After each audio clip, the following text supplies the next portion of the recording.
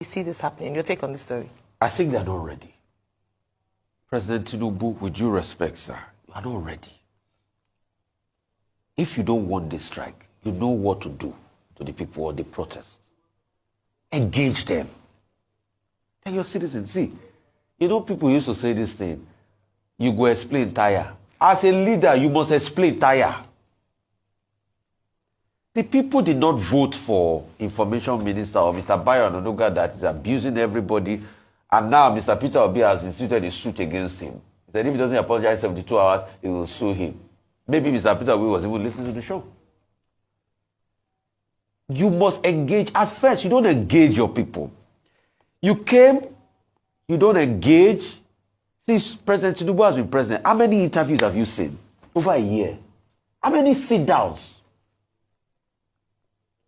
You don't engage your people. We don't know your mind. You come, you give recorded statements, speeches, well choreographed.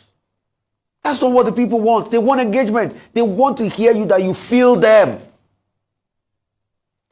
I put an option earlier on yesterday. I said President Tinubu can do a syndicated Twitter Spaces that's syndicated across every platform. Engage the young people. Have conversation with them. It's not by sending security agents everywhere to say, oh, don't remember what happened in NSAS. And for security agents reminding us what happened in NSAS, hell yeah, we also remind you of what 2012. Why was there no violence? There was no chaos now. You shut the country down for 2 weeks. There was no chaos. So stop using NSAS as a benchmark. We had protests in this country in 2012. Nothing happened. So protests can actually be peaceful. Occupying Nigeria was peaceful, except for one killing of Demola Yaya Baton. In fact, people had carnival-like atmosphere at the Ganifa Park in Ojota. So stop bringing reminders of NSAS. Truth has to be told. A president needs to engage his people. And it's not these handlers that will keep speaking. President Tinubu, you still have the time now to do it. You still have the time now to do it. Don't let your advisors mislead you by saying, no, don't worry, we'll handle it. They are never in your best interest. Your advisors are in their own best interest. They think about themselves. You are just a tool to make their dreams work. Good morning, good afternoon, good evening, depending on wherever you are watching us from. It's another edition of Politics on the Streets. You can subscribe to our YouTube channel, like our videos, share, comment for more political discourse. You can subscribe to our YouTube channel, like our videos, share, comment for more political discourse. Today, we are not in the popular Ogba bus stop as we used to be. We are actually in a new, a different environment. Now, yesterday, a popular prophet Isa El-Huba, has come out to tell Nigerians it is high time to come out and protest against the insecurity, against the hardship in the Nigerian economy, that people should no longer sit down and fold their hands. He said he will be on ground to join the planned protest that would come up on the 1st of August. He said he has come out to tell every Nigerians enough is enough. Come out and let Tinubu go.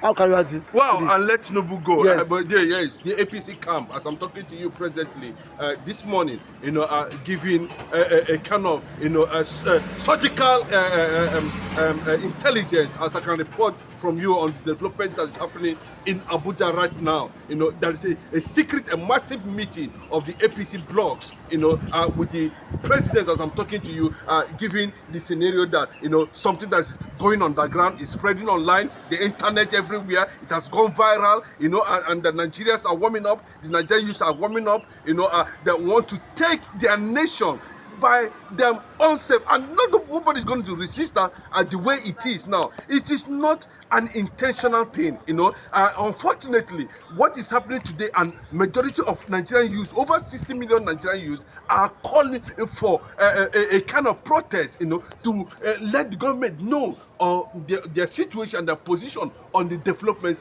in the country. Yes, some analysts said it's a revelation. Hunger is a revelation. Then another people is saying, no, end bad government is the revolution. Then by the time you match these two things, hunger and revolution. No, revelation, revolution. Revelation in this context now represents hunger. There's revelation that there's hunger in the land. It can like it's been reported in Vanguard this morning that the Nigerian economy is gloomy.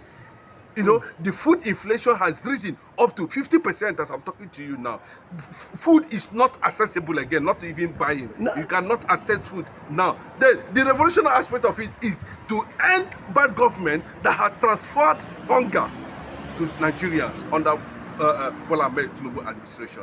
Now, sir, away from that, we saw how the son of RUFIA has come out to say that IMF and the World Bank will not save President Bola Ahmed Tinubu this time, and said that the president has claimed to be a political strategist, and said that works only in Lagos, and that mechanism will not be applied or will not be applicable to Nigerians.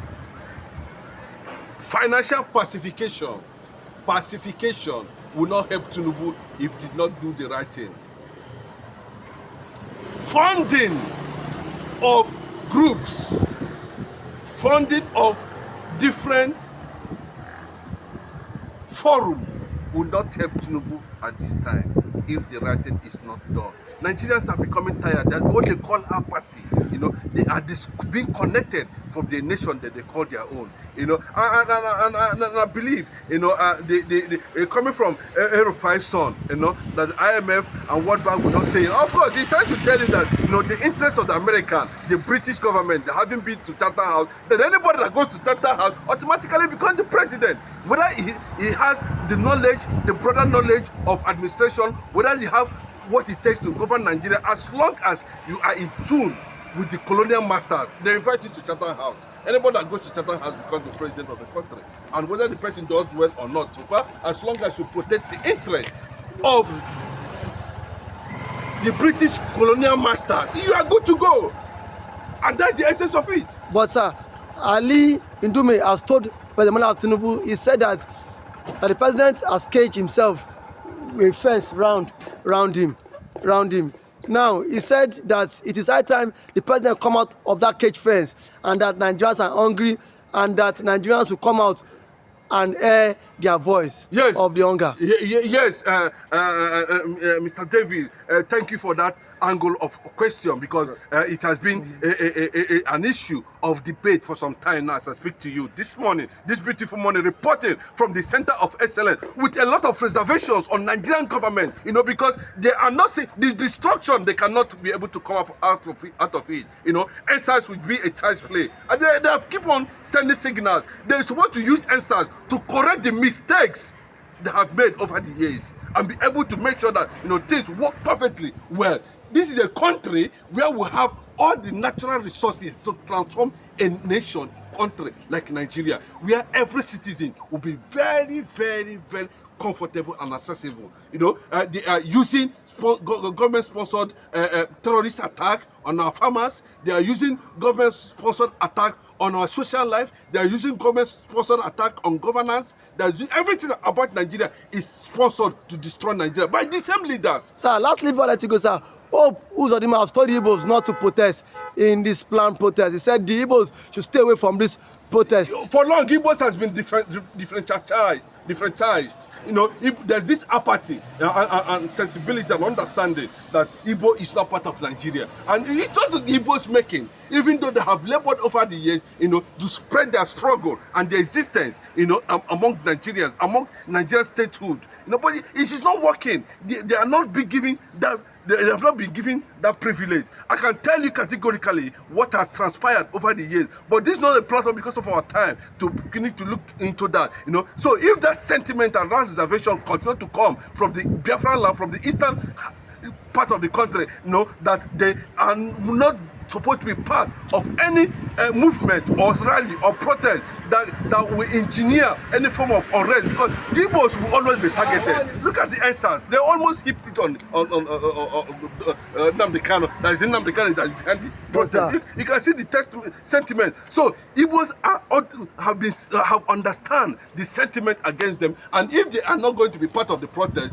well, that is less for them to decide at the end of the day. But Hope Uzodinma himself has banned protests in Imo State. Nobody can ban protest. He banned it. He said nobody should protest against President Bola Tinubu. You know, that's all they always come up with. You know, the security, the ID, the military hierarchy are already doing like this now because of, you know, the security report of what is coming. No, they cannot stop it. Any attempt to use bullets on protesting Nigerian youths, you know, will spell doom, because that will see the rise of Biafra. Are you ready for the protest, for the planned protest? The security is responsibility of everyone.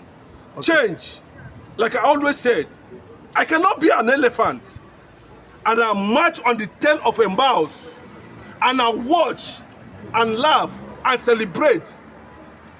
Then I am part of the oppressor. Nigerians are watching as government continue to trample on the citizens. And those who are by the side are clapping and celebrating, those ones too are part of the oppressors. Those ones clapping for the inflation and the current hardship are also part of the oppressors. That is the truth. And until we move out from that angle and begin to have a holistic condemnation and the reasons why Nigeria should move forward. See, they only base the leadership of Nigeria based on ethnicity, based on religion, based on that. And look at it, where we are today. I wish Nigerian youth were able to do a proper repeat of the success they enjoyed. They are enjoying today. Sir, last thing let's go. Now, do you think it's because of the Kenyan protests that has also engineered the Nigerian youth to come out and sort of okay or speak up this time around? You know, if you look at the Kenyans, you know, and after I've labored for a young man to become the president, not this old ponds, you know, that call themselves presidents, you know, if you're in the midst of them, you cannot see road because they will stir up the mud inside the pond. That's what they do. So if you join them to be part of the pond, to be inside the pond, you cannot see road because they use their wuru to stir up the mud. An ordinary man cannot see. Nigerians youth are not seeing. And that is why they are moving to the next step now. You know, so what Kenyans has done is that after celebrating the success of William Ruto, the man came back and started implementing drastic and deadly IMF and World Bank policies that has crippled Africa. They rejected it. They said, get out. We are ready for you, Ruto, a young man. No, we can't take it. And that's what the revolutionaries, we have them in Nigeria. I don't want to mention names. I believe that we have the revolutionaries. We have ethnic laws in all nationalities in Nigeria. Thank you. Once they stand up, you know, Nigeria cannot be able to contest them. Thank you for that wonderful submission from our wonderful guest, Mr. Chinedu Michael. Thank you so much.